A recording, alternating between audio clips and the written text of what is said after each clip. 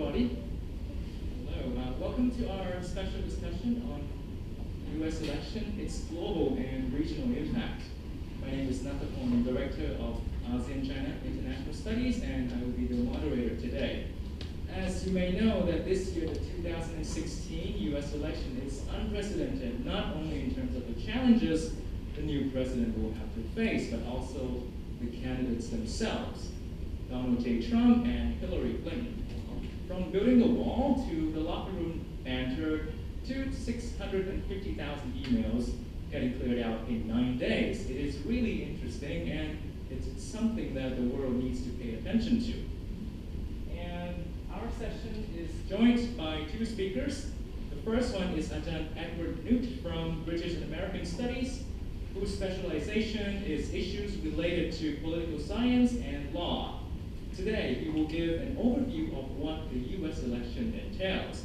After that, the second speaker from ASEAN-China International Studies, Ajarn Jacob Hogan, who specializes in ASEAN centrality and the middle powers' role in the East Asian regional architecture, history, and development of ASEAN and security in the Asia-Pacific. He will talk about how the election will impact ASEAN in general. Then after that, we have also allotted about 20 minutes for Q&A. So let's find out whether we should make America great again, or should we be stronger together? Let's give a round of applause to Ajarn Edward Knuth.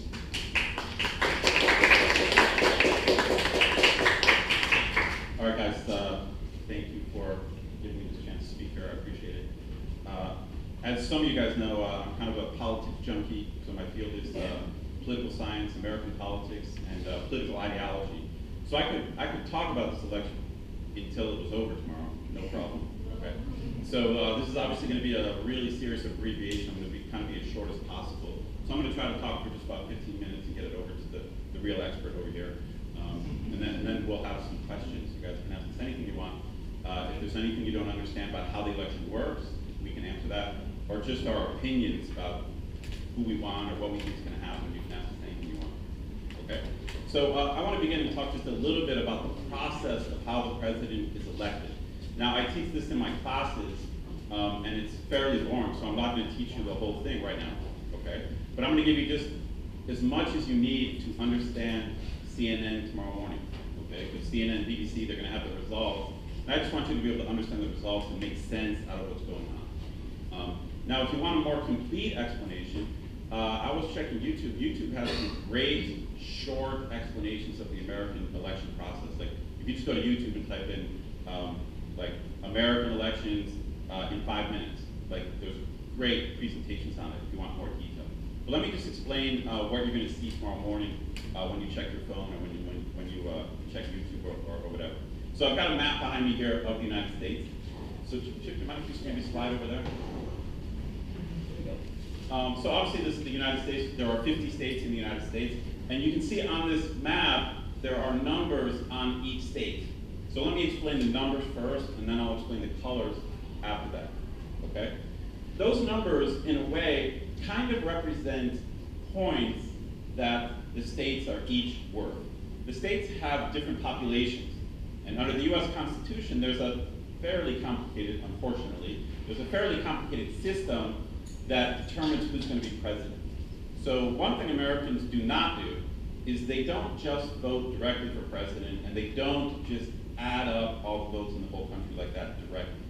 To be honest, we probably should be doing that, but our Constitution is about 200 years old, 225, and we've only had one. So mostly we stick to it. So this is the way they came up with in 1785.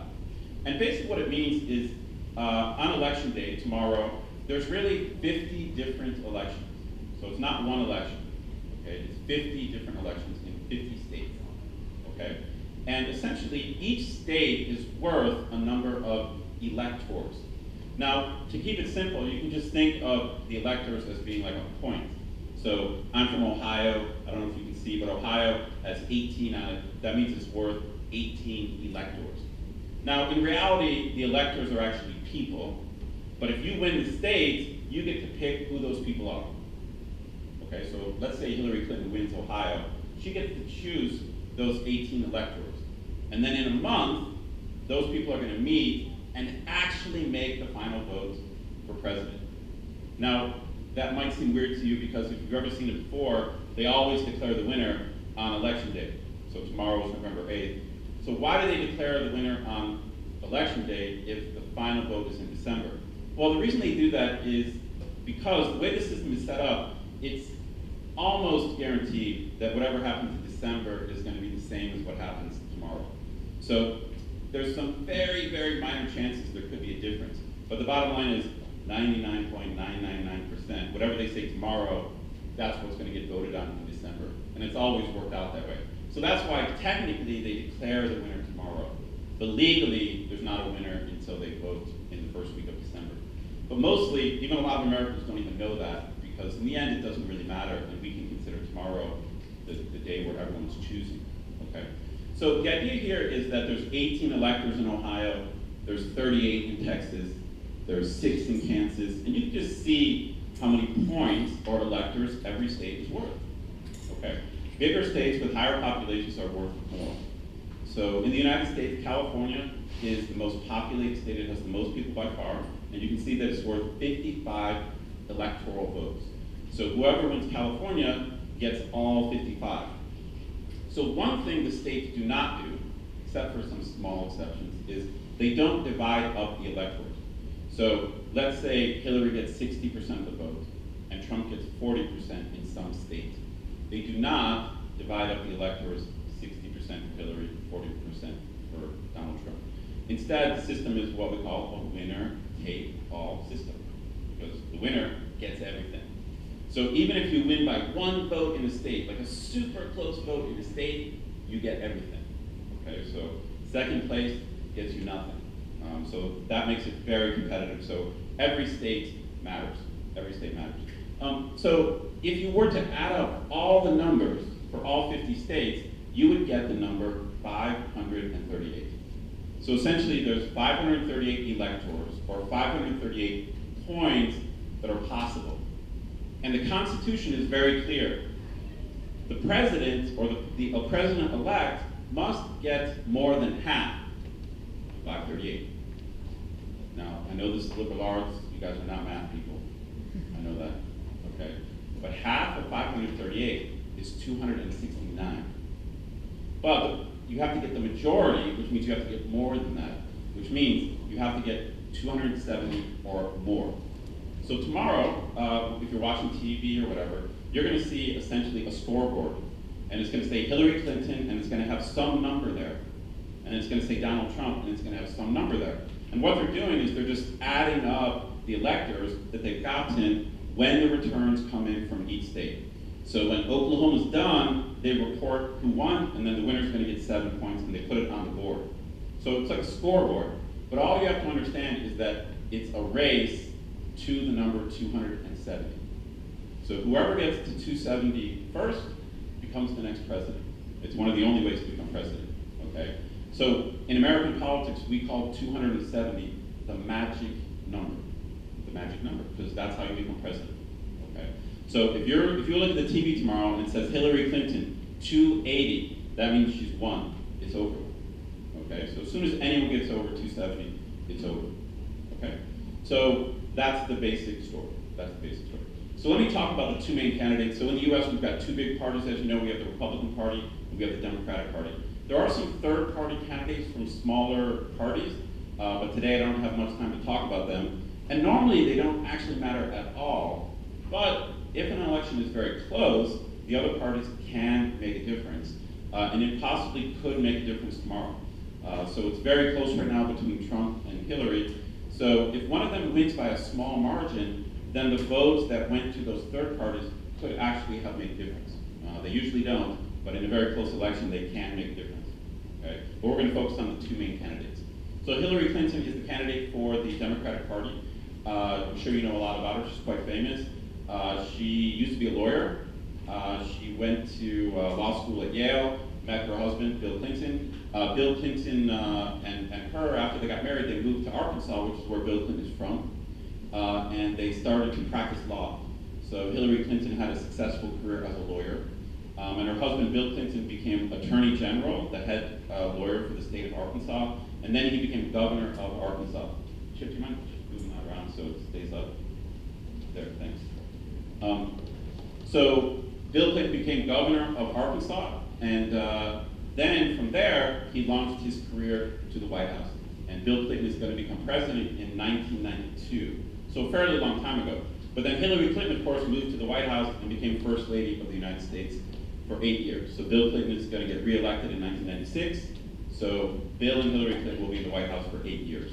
After that, basically Bill decided to relax a little bit and take a back seat, and they put their focus on Hillary's career. And Hillary won an election to the United States Senate in New York. So Hillary Clinton became a senator in New York. I think she served 2 terms or maybe 1.5 terms. And then after that, she took a little bit of time off, and then she got named Secretary of State by Barack Obama. So in 2008, Hillary also ran for president against Obama. Obama won in the primary election, and the Democrats chose him.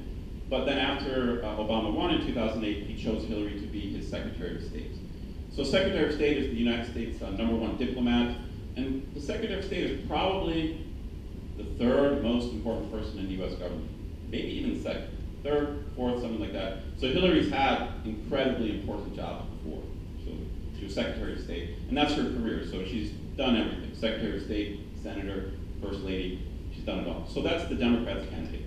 The Republican candidate is Donald Trump, who I'm sure you also know. And Donald Trump is also a very well-known guy. So before running for president, he was very famous in the US for many different reasons. He's a very successful businessman and real estate guy, but he's also a public figure. So he's been a public figure for a very long time. He's the kind of guy who has obviously a very outgoing personality. So he's one of those he's a businessman, but he's always in front of the camera. So he's kind of always been that way. So I've known who he was since the 1980s. So he's just kind of a famous American, you know, and he's done a lot of different things, but his money mostly comes from real estate. But he's been on a lot of TV shows. His brand, the Trump brand, is really well known around the world for kind of 5-star hotels. Also golf courses. His golf courses are very well known. So his name is worldwide. So he's got kind of a worldwide brand. But the last 10 years, mostly he has been on American television. So he's been on a couple different shows, but The Apprentice is the most famous one, where he gets to tell people they're fired. So you're fired. So for younger people, they learned about Trump from the TV show The Apprentice, this reality show. But then he decided to run for president this year, and he was a long shot among the Republicans. Republicans had, I think, 16 candidates or 17, and Donald Trump beat all the Republicans to become the Republican candidate. So that's the basic background. So the first thing I want to talk about is, I want to talk about what makes Trump unusual, because he's a very unusual presidential candidate. And again, this is a serious summary, but I'm going to tell you the 3 things that make Donald Trump just unusual, something we've never seen in American politics before. Okay? So the first thing about Donald Trump that makes him very unusual is that he's a true outsider to politics. Donald Trump has been a businessman his whole life, and we haven't had a president in a really long time, I think in at least 100 years, who hasn't worked for the government before or hasn't been a soldier. So traditionally, there's kind of two ways to become president. One is you have a career in politics, right? You have a career in politics. You might go to law school, but then you climb up some state politics, or you climb up federal politics, and you have a career in politics. So that's essentially Hillary Clinton's path, very traditional. She was a lawyer and then a politician her whole life. Donald Trump has never been in politics before at all. But the other path is through military service. So we have had a number of presidents who have been generals before, including George Washington, our first president, defeated the British. That'll kind of earn you the presidency if you can do that. Okay. But Donald Trump was not in the military, so he has no military career. So this makes him highly unusual. I don't think it's happened for at least 100 years, and it might even be more, it might even be never. I really have to look it up. But that's just quite strange in modern American politics. Just that alone makes him very unusual. Okay, has no political experience. Now, for some people, that's a bad thing, but for other people, that's a great thing. So for some people, when I say true outsider, they say, finally, we need someone who does not know Washington. We need someone with a fresh outlook. We need someone who's going to change the system, who's going to clean up Washington. So the outsider thing can go either way depending on your opinion. Okay, so that's the first thing. The second thing that's very weird about Donald Trump is that his policies and his ideology is not what the Republican Party has been arguing for the last 30 years. So it's quite strange. There are certain things that the Republican Party is known for. One thing they're known for is believing in free markets, and in particular